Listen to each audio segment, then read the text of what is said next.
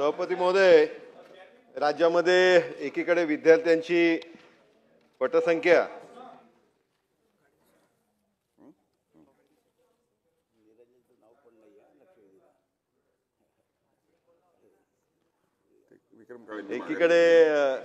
मी पदवीधरचा आमदार आहे साहेब, त्याच्यामुळे विद्यार्थ्यांची जी ही संख्या कमी होत आहे आणि त्याच्यामुळे शैक्षणिक सत्राचं समग्र शिक्षण अभियानाच्या माध्यमाने जे युडायसच्या आकडेवारीनुसार महाराष्ट्रात एकूण 1,08,000वर शाळा असून राज्यात 8,213 गावांमध्ये अद्यापही प्राथमिक शिक्षक नाही.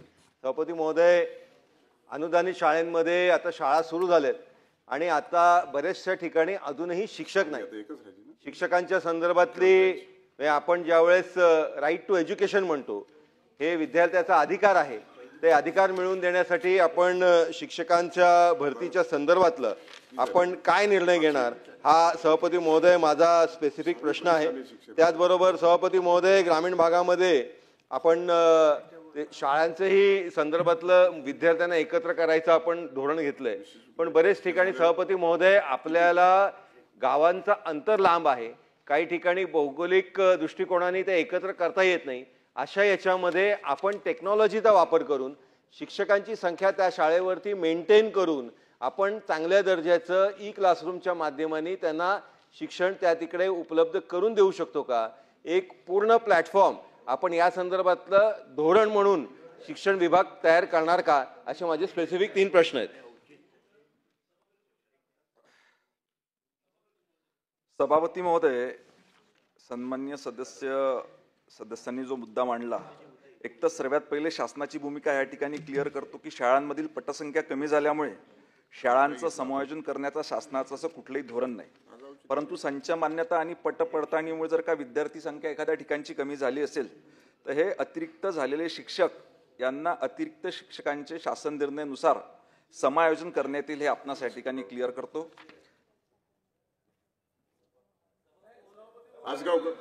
सभापती महोदय, या ठिकाणी जो लक्षवेधी मांडली गेली याच्यामध्ये जर बघितलं की विद्यार्थी संख्या कमी झाली तरी शाळा बंद केली जाणार नाही असं मंत्री महोदयांनी या ठिकाणी सांगितलं. परंतु 15 मार्च 2024च्या संच मान्यतेच्या निकषानुसार त्या ठिकाणी 20पेक्षा एकही विद्यार्थी जर कमी झाला तर 3 शिक्षक कमी केले गेले. त्या शिक्षकांचं तुम्ही समायोजन होणार म्हणून सांगितलंच, परंतु त्या ठिकाणी जे विद्यार्थी आहेत वाड्या वस्त्यावरचे त्यांच्या शिक्षणाची काय सुविधा होणार? कारण त्या ठिकाणी आपण दिले की प्रवास भाडं दिलं जाईल, पहिलीचा मुलगा प्रवास करून त्या ठिकाणी दुसऱ्या गावी जाणं शक्य नाही. त्यामुळं या बाबतीत माझा स्पेसिफिक प्रश्न आहे की 15 मार्च 2024च्या संच मान्यता निकषामध्ये आपण बदल करणार आहात का? आणि त्या वाड्या वस्त्यावरच्या ज्या शाळा आहेत की ज्याच्यामध्ये 19 पट असेल, 18 पट असेल, त्या शाळा चालू ठेवणार का? नाही, मूळ आपली लक्षवेधी होती की आपलं जेव्हा केंद्र सरकारकडे समग्र शिक्षा वार्षिक कार्ययोजना आणि अंदाजपत्रक मंजूर करण्याच्या वेळेस केंद्र शासनाने हे लक्षात आणून दिलं की आपल्या इथल्या प्राथमिक शाळा जवळजवळ 1650 गावांमध्ये प्राथमिक शाळा नाही आहे बा, आणि उच्च प्राथमिक शाळा ह्या 6563 गावांमध्ये नाही आहे असं त्यांनी निरीक्षण त्या ठिकाणी नोंदविलं. आज या ठिकाणी आपणास सांगू इच्छितो की बालकांचा मोफत व सक्तीचा शिक्षणाचा अधिकार अधिनियम 2009 मधील प्रकरण 3 मधील तरतूद क्रमांक 6 नुसार राज्य शासन किंवा स्थानिक प्राधिकरण वस्ती नजीकच्या क्षेत्रांमध्ये किंवा हद्दीच्या आत शाळा अस्तित्वास नसल्यास अशा ठिकाणी शाळा स्थापन करेल अशी त्या ठिकाणी तरतूद आहे.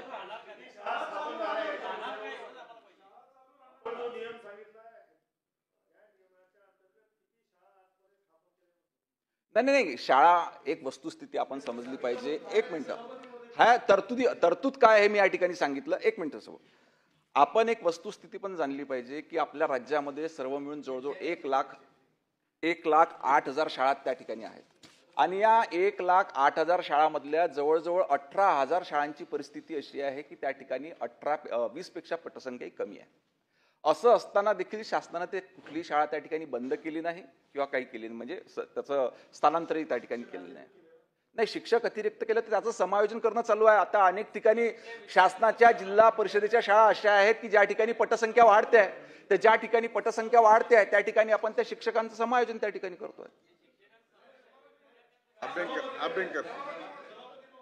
देतो.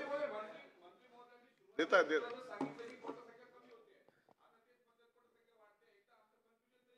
तुमच्या प्रश्नाच्या वेळेस उपस्थित करा मुद्दा. अभ्यंकर बोलतायत. सभापती महोदय, हो, तुमचं नाव आहे. सभापती महोदय, मराठी, हिंदी, उर्दू ह्या ज्या प्रादेशिक भाषेमधल्या ज्या शाळा आहेत, या प्रादेशिक भाषेमधील माध्यमाच्या ज्या शाळा आहेत त्या ठिकाणची पटसंख्या मोठ्या प्रमाणात कमी होते आहे. त्याच्यामध्ये अनेक कारणामध्ये एक कारण हे आहे की शिक्षक मंजुरीचं आपलं जे धोरण आहे, शिक्षक संख्या मंजुरीचं जे धोरण आहे ते धोरण चुकीचं आहे. ते RT प्रमाणे नाही. RT हा देशाचा कायदा आहे. असं असताना सुद्धा त्या कायद्या अनुरूप अशा प्रकारचं धोरण आपलं नाही आहे आणि त्याच्यामुळे हे शिक्षक अतिरिक्त होतात. अतिरिक्त होणाऱ्या शिक्षकांना सामावून घेण्याकरता 1981ची नियमावली आहे.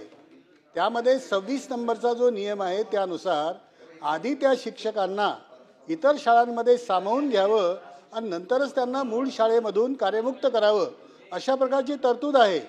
पण मुंबईमध्ये मात्र अशा प्रकारच्या या अतिरिक्त झालेल्या शिक्षकांना आधी कार्यमुक्त केलं आणि नंतर शाळांमध्ये त्यांना सामावून घेण्याचा प्रयत्न सुरू झालेला आहे. हे 81च्या नियमानुसार बरोबर नाही. त्या बाबतीत आपण दुरुस्ती करणार आहात का? आणि 2009चा जो RT ॲक्ट आहे त्यानुसार आपण 15 मार्च 2024चा GR हा दुरुस्त करणार आहात का? दुसरं एक आणखी आहे की प्राथमिक शाळा नसलेल्या 1650 गावी प्राथमिक शाळा आणि 6563 गावी उच्च प्राथमिक शाळा RTच्या कलम 6 नुसार सुरू करण्यास राज्य शासन परवानगी देईल का? कारण या ठिकाणी आपल्याला RTमध्ये आपणच आता नमूद केलेलं आहे की त्यामध्ये RTचं कलम 6 प्रमाणे ज्या ठिकाणी 1 किलोमीटरच्या परिसरामध्ये प्राथमिक शाळा उपलब्ध नाही त्या ठिकाणी प्राथमिक शाळा संख्येचं बंधन त्याच्यामध्ये नाही, हे आपण नंतर नियमावलीमध्ये घातलेलं आहे. त्यामुळे RT कायद्यामध्ये जी गोष्ट नमूद केलेली आहे त्यानुसार आपण 1 किलोमीटरच्या परिसरामध्ये असलेली ही जी गावं आहेत त्या ठिकाणी प्राथमिक शाळा आणि 6563 गावी उच्च प्राथमिक शाळांची गरज आहे. RTमध्ये 1 to 5 एवढंच सेगमेंट नाही आहे, 1 to 8 आहे. त्यामुळे प्राथमिक शाळा या ठिकाणी त्याच्यामध्ये 5वीच्या नंतर 6वी 7वी 8वी हे वर्ग आपण त्या ठिकाणी सुरू करणार आहात काय? त्यानंतर RT प्रश्न आहे डायरेक्ट प्रश्न आहे. RT नियमावलीतील नवीन शाळेकरता किमान 20 विद्यार्थी उपलब्ध असावेत ही अट आपण क्षमापित करणार आहात काय?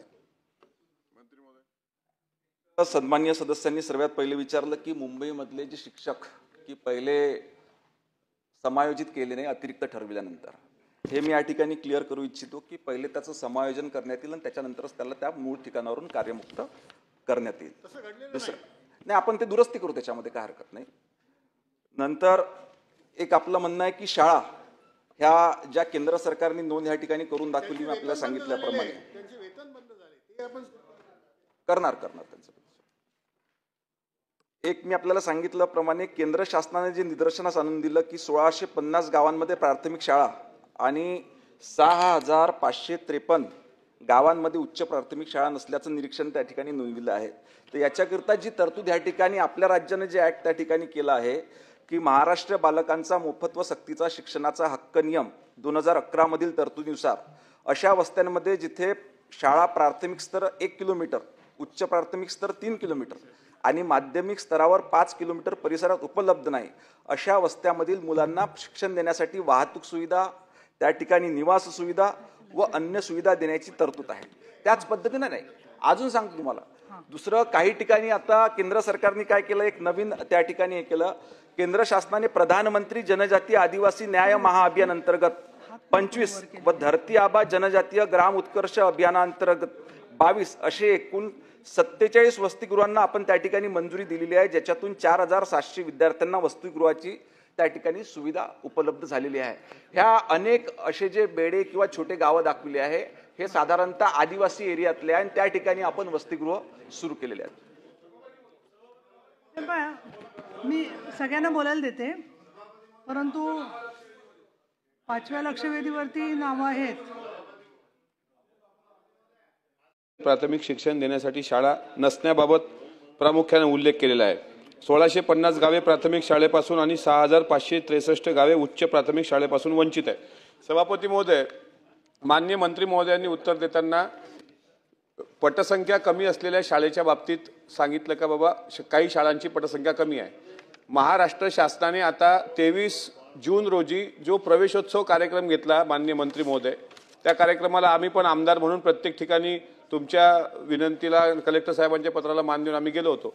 पण जिल्हा परिषद शाळेतला आदिवासी बहुल भाग असेल, ग्रामीण भाग असेल, या शाळेतली एकंदरीत परिस्थिती, पटसंख्या रोडावण्याची प्रमुख कारणं, आता एकाच शाळेमध्ये शिक्षकाची होत असलेली कमी संख्या म्हणजे 20 पटसंख्येच्या आतली जे काही शाळा आहेत, त्यामुळे एकच शिक्षक आता किती विषय शिकवणार. म्हणजे ह्या सगळ्या गोष्टी पाहता माझा स्पेसिफिक हाच प्रश्न मंत्री महोदयांना आहे की या लक्षवेधीच्या अनुषंगानं जिल्हा परिषद प्राथमिक मराठी शाळांची असलेली परिस्थिती, जे अभ्यंकर साहेबांनी सांगितलं त्या महानगरमधल्या शाळांची परिस्थिती, याबाबत मुलांना शिक्षण घेण्याकरता शासनाकडून जी मुलं आता शिक्षक आहेत, गावच्या मुलांची जी काही अवस्था आहे, त्यासाठी शासन आता काय व्यवस्था करणार आहे, पटसंख्या वाढीसाठी शासन काय प्रयत्न करणार आहे, आणि शालेय पोषण आहाराची परिस्थिती सगळ्या ठिकाणी गंभीर आहे. माननीय मंत्री महोदय, हा मुद्दा घेतो. नाही, शालेय पोषण आहार म्हणजे शिजवण्याची जिथं काही. बरं, माझे 2 प्रश्नाची उत्तर द्या. मंत्री महोदय, मी तुम्हाला हे सांगितलं की महाराष्ट्रातली परिस्थिती अशी आहे की एकंदरीत 1,08,000 शाळांपैकी 18,000 शाळांमध्ये 20 पेक्षा कमी पटसंख्या असलेल्या शाळा देखील आहे. परंतु आपण कुठलीही शाळा त्या ठिकाणी बंद केलेली नाही. आणि हे पण सांगताना आनंद होतो की याच्यामध्ये अनेक योजना, आपण म्हटलं की पटसंख्या वाढविण्याकरता शासन त्या ठिकाणी काय उपाययोजना करते आहे. या ठिकाणी माननीय पंतप्रधान नरेंद्र मोदी साहेबांचं अभिनंदन केलं पाहिजे की त्यांनी पीएमश्री योजना त्या ठिकाणी सुरू केली. त्याच धर्तीवर माननीय मुख्यमंत्र्यांचं अभिनंदन केलं पाहिजे की सीएमश्री शाळा योजना त्या ठिकाणी सुरू केली. अशी शाळांची टप्प्याटप्प्यानं निवड करून तिथला दर्जा वाढविण्याकरता सर्व पद्धतीच्या सोयी सुविधा उपलब्ध करून देण्याचा प्रयत्न त्या ठिकाणी शासनाकडून या ठिकाणी होतो आहे. या माध्यमातून काही ठिकाणच्या शाळांची संख्या देखील वाढते आहे. शिंदे साहेबांचं अभिनंदन केलं पाहिजे की त्यांनी त्यांच्या काळामध्ये मुख्यमंत्री माझी शाळा सुंदर शाळा हे अभियान त्या ठिकाणी सुरू केलं. त्याच्यामुळे अनेक शाळांचा दर्जा त्या ठिकाणी ग्रामीण भागामध्ये वाढतोय. त्याच्यामुळे एकीकडे ज्या ठिकाणी संख्या ही कमी आहे तिथले शिक्षक आहे, त्यांनी ज्या ठिकाणी संख्या वाढते त्या ठिकाणी आपण त्यांचं समायोजन करतो.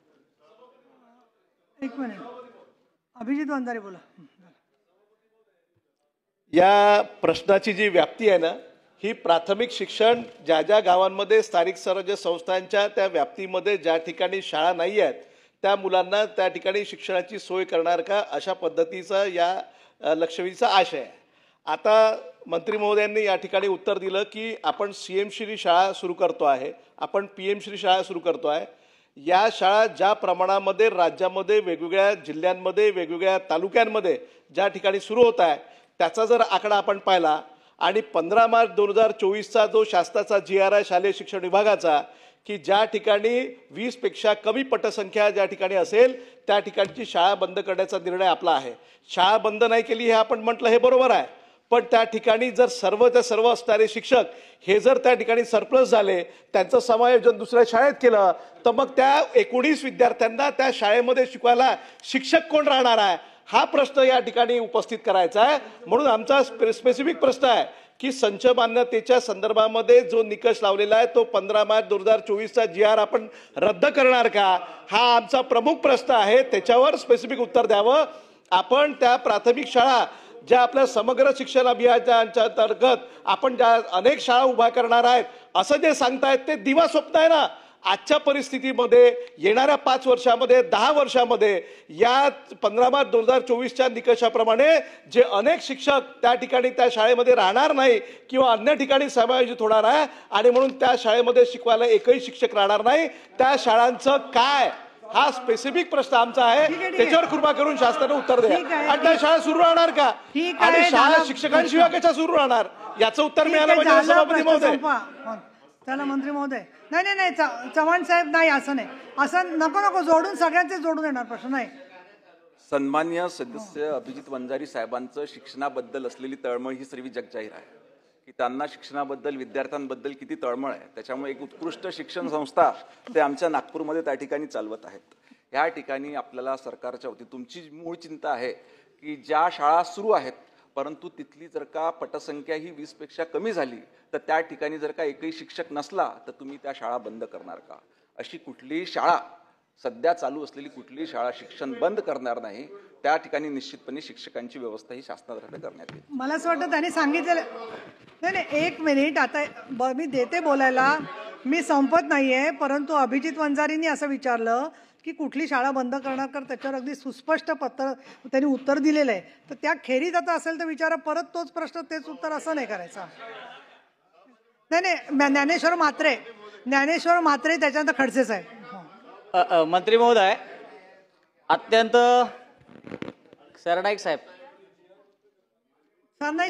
थांबा जरा, थांबा. मंत्री महोदयाने व्यवस्थित त्या संदर्भामध्ये उत्तर दिलं आहे. पण मंत्री महोदय, काही ठिकाणी विद्यार्थी संख्या वाढते आणि वाढलेल्या विद्यार्थी संख्येनुसार शिक्षक सुद्धा दिला गेला पाहिजे. संख्या कमी झाली की शिक्षक सरप्लस होतो. मात्र विद्यार्थी जर वाढले असतील तर त्या ठिकाणी वाढलेल्या विद्यार्थी संख्येवर शिक्षक आपण देणार का? एक. दुसरं, 15/3/2024च्या ज्या संचमाळेच्या निकषामधला एकच विषय फक्त या ठिकाणी सांगतो की डोंगराळ, दुर्गम, आदिवासी भागाची जी पटसंख्या कमी होत आहे त्याला 15, 20, 25चा असा निकष होता पूर्वीचा. तर तो निकष आपण अंमलबजावणीमध्ये आणणार का, अशी आपल्याच विनंती आहे. निश्चितपणे तो निकष अंमलबजावणीत आणण्यात येईल, याच्यात कुठलीही शंका नाही. सन्माननीय एकनाथजी खडसे. सभापती महोदय, मंत्री महोदयांचे उत्तर जे आहेत, मंत्री महोदय आपण एका बाजूला उत्तर देतात की 20च्या आत संख्या जर झाली तर त्या ठिकाणी 2024च्या GR नुसार ती शाळा बंद करण्यात येईल, म्हणजे तिथला शिक्षक ट्रान्सफर करण्यात येईल. आत्ता उत्तरामध्ये असं दिलंय तुम्ही की 19 जरी विद्यार्थी झाले तरी आम्ही ते शाळा सुरू ठेवू. मग बिना ड्रायव्हरची गाडी असते तशी ते बिना शिक्षकाची शाळा सुरू राहणार आहे का? हा माझा पहिला प्रश्न. आणि दुसरा प्रश्न असा आहे की ठीक आहे, ज्या ठिकाणी तुमच्या शाळांच्या संदर्भामध्ये विद्यार्थी संख्या आहे कमी, त्या ठिकाणी तुम्ही त्या ठिकाणी शिक्षकांच्या संदर्भामध्ये कमी किंवा अधिक शिक्षक करण्याच्या संदर्भात निर्णय घेणार आहात. पण अशा अनेक शाळा आहेत की ज्या शाळांमध्ये शिक्षकच नाही आहे किंवा एक शिक्षक आहे आणि 4 वर्ग आहे. अजूनही ही स्थिती महाराष्ट्रामध्ये अनेक शाळांमध्ये आहे. तर अशा शिक्षणाच्या संदर्भामध्ये आपण काय निर्णय घेणार आहात? आणि अशा अनेक शाळा आहेत. आता माझ्याच मतदारसंघामधली एक जलचक्र बुद्रुक भोजवळ तालुक्यामधली शाळा आहे की जे शाळा 1ली ते 7वीपर्यंत सुरू आहे, म्हणजे होती.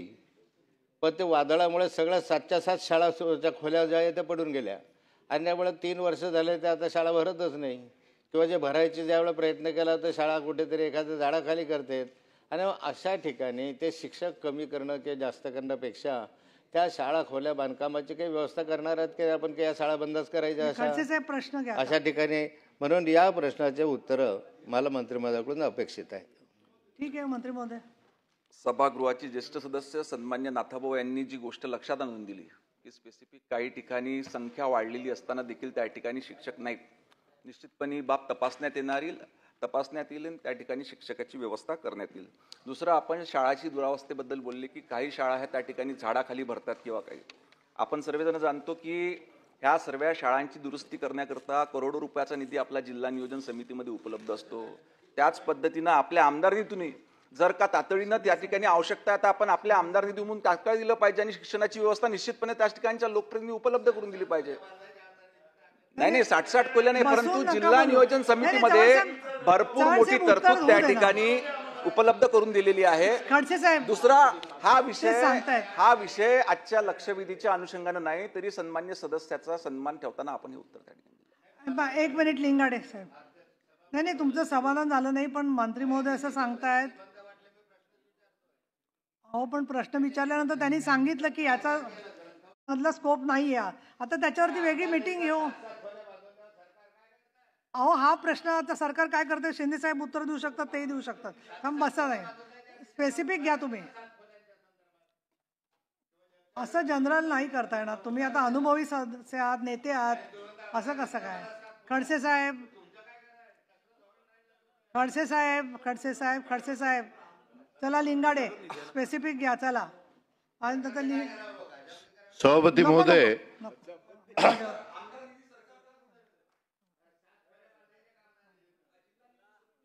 सभापती महोदय, मंत्री महोदयांनी आता प्रश्नाला प्रश्न घ्या चला. मंत्री मला 6व्या लक्षवेधीकडे मंत्री जायचंय. महोदयांनी आता सरनाईकांची लक्षवेधी सांगितलं आहे पुढची. की शाळांमधली विद्यार्थी संख्या जरी कमी असली तरी आम्ही शाळा बंद करणार नाही आणि समूह शाळेचा शासनाचं कोणतंही धोरण नाही असं आता या ठिकाणी सांगितलं.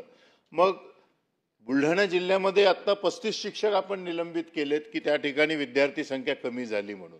तर मग याचं पण आपल्याला उत्तर द्यावं लागेल की त्या ठिकाणी आपण म्हटलं की विद्यार्थी संख्या कमी झालं तर शिक्षकांना आम्ही दुसरीकडे समायोजन करू. मग बुलढाणा जिल्ह्यात आपण समायोजन न करता 35 शिक्षकांना आपण निलंबित केलेलं आहे, त्याबद्दल आपण सांगावं.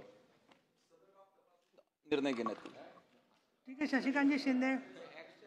सभापती महोदय, मंत्री महोदयांनी सांगितलेली वस्तुस्थिती आहे की पटसंख्या कमी झाली तरी एक शिक्षक राहिला तरी आपण ठेवतो, शाळा चालू ठेवतो. पण जिथे जास्त पटसंख्या असताना सुद्धा शिक्षक अपुरे आहेत त्याच्याबद्दल आपण तत्काळ त्या ठिकाणी नियोजन करणार का? एक, बऱ्याच शाळेमध्ये 2 शिक्षक 4 शिक्षकांचं काम करतात, एक शिक्षक 3-3 शिक्षकांचं काम करतात, त्याची त्रुटी भरून काढणार का? दुसरा, आपण एक पॉलिसी ठरवली होती. आपण एकनाथ शिंदे साहेब इथं आहेत, ते डोंगरी भागातून आलेले आहेत, त्यांना माहिती आहे सह्याद्रीवरून मोऱ्यावरून खाली विद्यार्थी शिकायला येतात.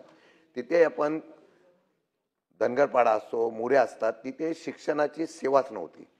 तर आपण धोरण ठरवलं आणि तिथं काही शाळा अनुदानित आपण मंजूर करण्याचा प्रयत्न केला. आपला निर्णय काय? 22-23च्या संच मान्यतेनुसार 10वीची शेवटच्या वर्गाची पटसंख्या डोंगरी निकष विद्यार्थी 20 पेक्षा कमी असल्यास त्या शाळेला अनुदान देत नाही.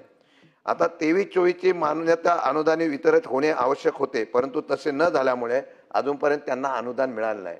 हे मोफत सेवा करतात, विद्यार्थी शिकावं म्हणून. शिंदे साहेब प्रश्न. तरी या ठिकाणी जावली तालुक्यामध्ये एक उदाहरण देतो.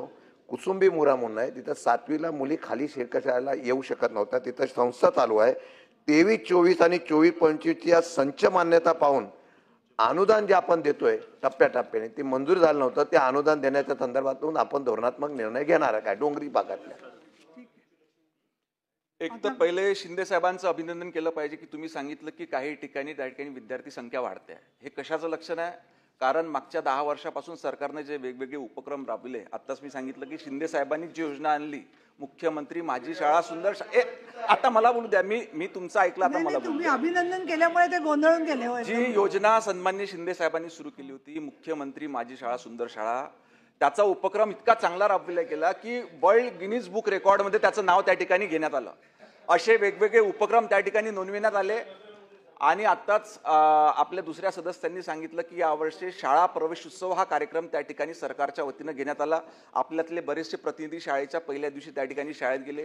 राज्यमंत्री म्हणून मी देखील बँड्राच्या एका महानगरपालिकेच्या शाळेमध्ये त्या ठिकाणी गेलो आणि आपल्याला म्हणजे मला तर विश्वास वाटत नव्हता अभिजित भाऊ का 1150 विद्यार्थी महानगरपालिकेच्या शाळेमध्ये त्या ठिकाणी होते. आणि मुंबई विभागाच्या शिक्षणाधिकाऱ्यांनी सांगितलं की मागच्या 3 वर्षाआधी जी विद्यार्थी संख्या 2.5 लाख होती, ती महानगरपालिकेच्या शाळेंची विद्यार्थी संख्या आता 3.5 लाख त्या ठिकाणी झालेली आहे. ह्या 3 वर्षाच्या काळामध्ये एवढा 2 लाखवरून 3.5 लाख झालेली आहे. विदर्भाची देखील परिस्थिती चांगली आहे. तेच तर शिंदे साहेब निदर्शनात आणून देत आहेत. ते काय म्हणत आहे की ज्या ठिकाणी विद्यार्थी संख्या वाढते त्या ठिकाणी काय तर निश्चितपणे ज्या ठिकाणी विद्यार्थी संख्या वाढते त्या ठिकाणी संच. हे पहा, अजून 2-3 प्रश्न आहेत, पण सन्माननीय उपमुख्यमंत्री एकनाथजी शिंदे हे याच्यात काही मांडू इच्छित आहेत या लक्षवेधी. जर चर्चेवर राज्यमंत्री महोदय अतिशय आपल्या प्रश्नाला उत्तर देत आहेत. खडसे साहेबांनी देखील जो विषय या ठिकाणी मांडला त्याची देखील आपण योग्य ती दखल घेऊन त्या जिथे अडचणी आहेत त्या दूर करू. फक्त मला सभापती महोदय एकदा एवढंच सांगायचं आहे की एक आपल्या सदस्यांनी काही शाळांना व्हिजिट केली पाहिजे. मुख्यमंत्री असताना नताभाऊ नाशिकमध्ये हिवाळी गाव आहे, अतिशय दुर्गम ठिकाणी आहे, आदिवासी शाळा आहे आणि त्या हिवाळी शाळेमध्ये मी गेलो होतो. ते फास्ट लिहित होते, एवढी हुशार मुलं, आदिवासी मुलं. आणि तो शिक्षक केशव गावित नावाचा शिक्षक आहे, तो एकदम पूर्ण त्यांनी वाहून घेतलं त्या शाळेला. आणि त्या शाळेमध्ये सभापती महोदया खाजगी शाळेतली मुलं खाजगी शाळेत ॲडमिशन सोडून शिकायचं सोडून त्या शाळेत आले. म्हणजे हे एक अचिव्हमेंट आहे. आणि त्याचबरोबर साताऱ्यामध्ये देखील मी आता आपलं मध्ये कार्यक्रम होते त्यावेळेस गेलो होतो त्या शाळेमध्ये देखील. तर तिथं पण त्या खाजगी शाळेतली मुलं आपल्या जिल्हा परिषदेच्या शाळेमध्ये नाताभाऊ प्रवेश करतात. म्हणजे ते पटसंख्या जी आहे मोठ्या प्रमाणावर वाढते आहे. याचं कारण शेवटी बघा शिक्षक जो आहे, आता काल कुठेतरी त्या याच्यामध्ये डिबेटमध्ये त्या शिक्षकांच्या बद्दल फार मी थोडंसं ऐकत होतो. पण शिक्षक काही असे आहेत एकदम त्यांनी डेडिकेशन आणि डिवोशनने ते शिकवतात. आणि त्यामुळे त्या ठिकाणचा जो काही शैक्षणिक दर्जा आहे तो उंचावला जातो. आणि त्या मुलांचं म्हणजे एक्स्ट्रा ऑर्डिनरी मुलं आहेत ती. जिल्हा परिषदची शाळा आहे ती आता भाऊ. आणि एकदा मला वाटतं काही लोकांनी अशा प्रकारचे तुम्ही जे शिक्षक आमदार काही लोक आहेत त्यांनी हे बघायला पाहिजे. आणि ज्या ज्या ठिकाणी पटसंख्या वाढली आहे ती का वाढली आहे. आता पटसंख्या वाढली आहे तिथं तर चांगलीच बाब आहे. पण जिथं पटसंख्या कमी झाली तिथं देखील कशी वाढेल यासाठी देखील प्रयत्न आहेत. आणि म्हणून मुख्यमंत्री माझी शाळा सुंदर शाळा हे अभियान जे झालं तेव्हा केसरकर होते. आणि ते देखील वर्ल्ड रेकॉर्ड झालं, गिनीज बुकमध्ये आलं. आणि आता दादा भुसे पण या ठिकाणी खूप मेहनत करत आहेत.